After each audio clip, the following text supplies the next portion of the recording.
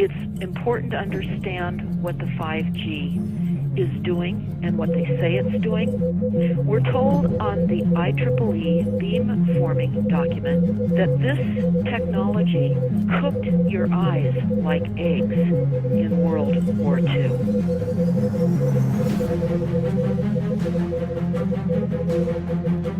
And you all need to understand these are military weapons. These are assault frequencies. If you garner nothing more than that, that's what you need to know. It's microwave radiation warfare is what this is. You're going to feel it, whether it's from satelliters, whether it's from cell towers, whether it's from aircraft, whether it's from a truck, whether it's from a stationary base. You know, the main thing is that if you are in that field, then you're going to feel it.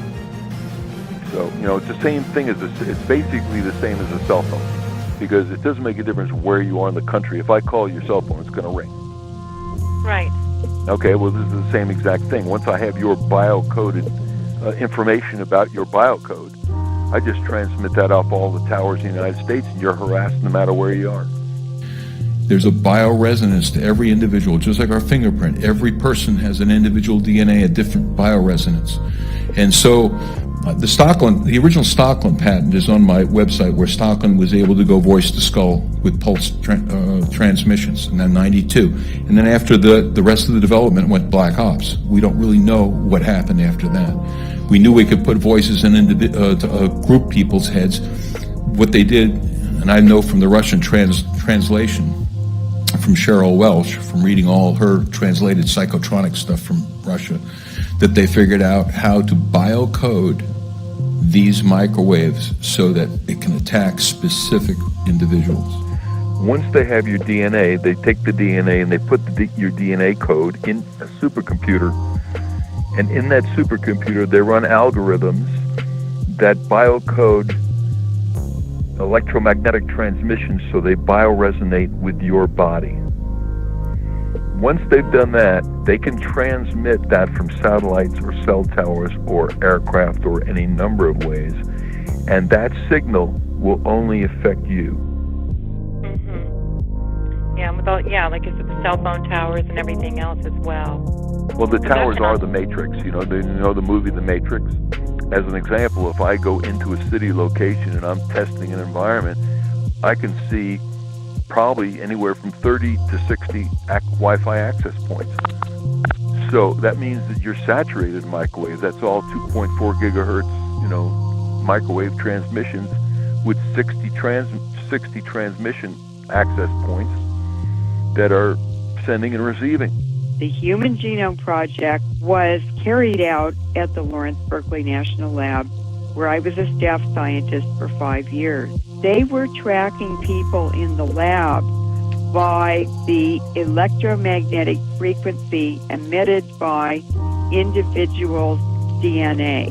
The DNA in every living thing has a unique frequency and signal. That is what they're using, what they're focusing on, and what they're weaponizing to completely control us. All they need is to kind of identify your DNA fingerprint like with your name, and then they can watch you 24 hours a day. This is one part. The other part So we are running a GPS system? Yes.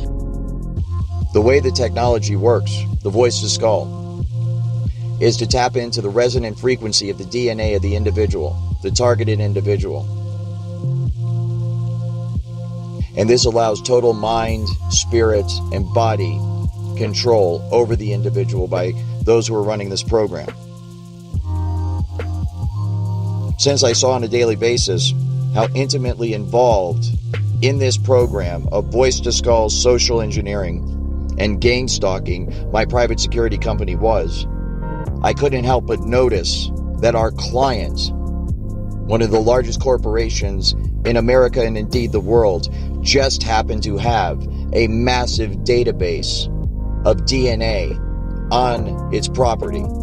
A DNA database that stores the DNA of millions of Americans. Their emotions, their thoughts, their minds, their heartbeat, their muscle movements, their dreams, their thoughts. Everything they see and everything they hear is all recorded and manipulated by this technology. And all of this is made possible by the people running this program, utilizing the technology to tap into the resonant frequency of the individual's DNA. So they can broadcast this from a satellite, a tower, over many, many miles, and yet only that particular person, the targeted individual with that particular physiological signature or DNA signature, will actually pick up the sent message, correct? That is correct. The digital receiver is the human brain. Okay, so you could be standing in a room full of 100 people. The stream of energy, the stream of electromagnetic hits everyone, but you're the only one who gets it. That's what I was saying, yeah. It would pass right through and around everyone, and they would not even sense anything. But the victim would absorb the energy and feel its effects, because only the victim possesses that specific brainwave signature, which the stream of energy is tuned into. The supercomputer begins to monitor all electromagnetic activity of the victim's brain by way of this bidirectional stream of energy. And it begins to monitor and download all that information back into its database. The supercomputers are designed to clone, to download one's entire persona and psyche back into its database. Because of my responsibilities in surveillance as a otherwise normal security specialist, I was showed this technology at work. And it was through the perspective, of course, of the camera, and what I was told that it was obvious it was being used through the eyes of the targets. So I have seen it, and it is absolutely remarkable. It's just like a first-person, video game or something where you see right through the eyes of the individual. When we look through our eyes, there are photons hitting the outside of our face. They don't actually make it into the part that thinks. The part that thinks is looking at something else. It's looking at some kind of weird compressed signal. Basically, those optical signals are interpreted by the brain, and then you perceive them as vision. You perceive them as pictures and so forth, but this is all electrical signals within the brain. And so the exact same thing, the data is taken in through the eyes, and then your brain renders it in a visual form that we know as sight. The exact same thing happens with the computer. The data is sent to the computer, and then it is rendered in the form of a picture that people can look at. Images, like natural images, like what I'm looking at, have so much structure that they can be shrunk and compressed into a very tiny, what AI people call representation. So what our brains seem to do is build a very, very good compressed representation of the world, call it a model. So just like if I have a building and there's like a blueprint or a scale model of the building, imagine I have the whole world and all of its concepts, and I shrink it down into this weird compressed representation so that it fits inside my brain. The exact same thing happens with the computer. The data is sent to the computer, and then it is rendered. And from what I understand, that's where this technology is right now. The cutting edge is trying to marry, the software that's used to render it on the computer and the actual detecting of the signal and the hacking of the signal within the human mind. So the modern view of intelligence, or call it cognition more generally, is that it's a very important thing that we create models of the world inside our heads. They're using two interfaces, like we said, the brain-to-computer interface. That's the supercomputer. The sophisticated and advanced exascale system downloads all of your, all electromagnetic activity, all these synaptic responses, the electromagnetic emissions of the victim's brain is downloaded at the speed of light. Energy travels at the speed of light, so they can download, upload at the speed of light. Sure. Back into a database as the supercomputer is programmed to build, using various software programs, a cognitive model of your brain. And what we are trying to do is to use this precious knowledge to build machines that can actually create, manipulate, and use these parallel realities in the service of this one. We want to grab those parallel realities from this abstract space in which they live and crunch them down into this chip. To eventually achieve direct behavioral control over you. And then based on, that cognitive model being complete, begin to be able to predict and influence in advance the reference choices of the victim during thought composition. As the victim is formulating his thoughts and preparing to act, the supercomputer already has that persona and psyche, all your emotional state downloaded, every vector of your emotional state downloaded, so I can already predict and influence those events in your life in advance and achieve direct behavioral control over you. And they had created a digital model of Earth and everybody in it, down to a digital GPS coordinates model up to even a vertical dimension of 1.5 centimeters, every building, every roadway, everything. And what they want to do is create an Internet of Things where in digital space they know exactly what you're doing in real time. They want to know in real time what shows you're watching, what sandwich you're eating, what part of the house you're walking around.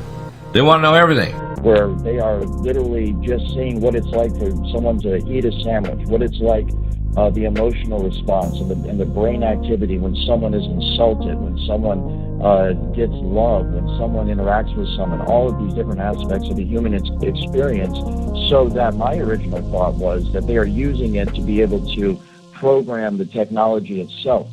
Robots the smartest people. Artificial intelligence, AI. The idea is to port the software from the human brain. So what you've heard about AI is not what we mean by AI. What we mean by AI is a software system that can do literally anything that a human can do.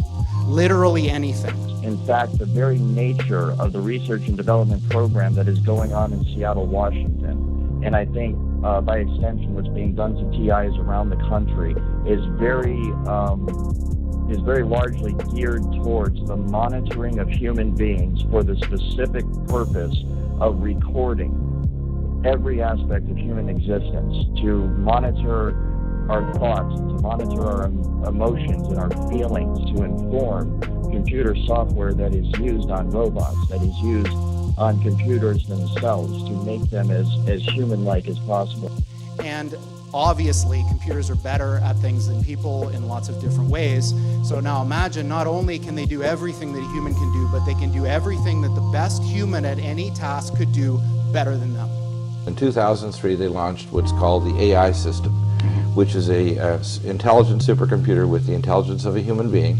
In other words, a smart human being, but able to think 10 trillion times faster, with the access to all known knowledge and history, and a complete access to the internet and all of the communication pathways. If in fact the algorithms that are now believed to underpin certain aspects of cognition can be run on a quantum computer, the kinds of life or kinds of species that you'll get from that will be qualitatively better.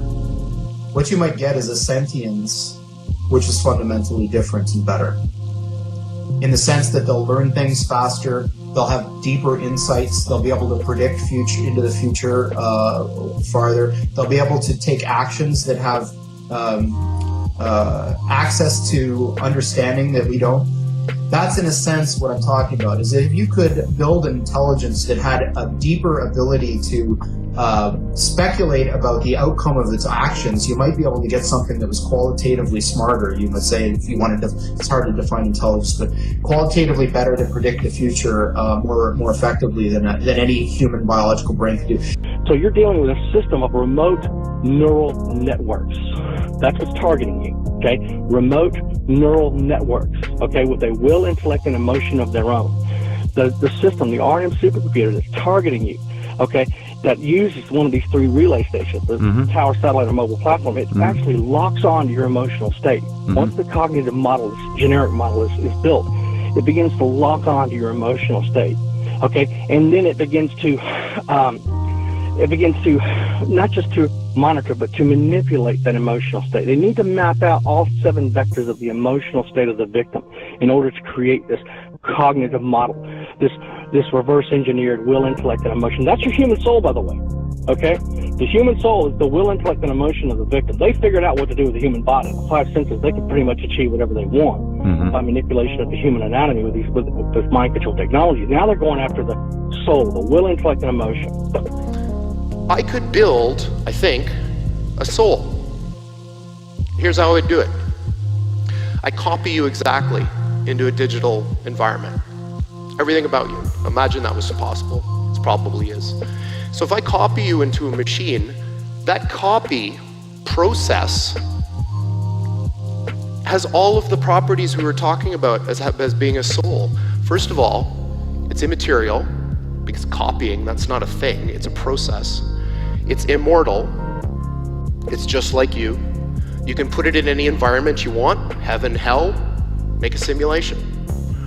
So, all of these things that reside in our heads, these abstract concepts, I think that eventually we can build them, and we have to decide what we want to build.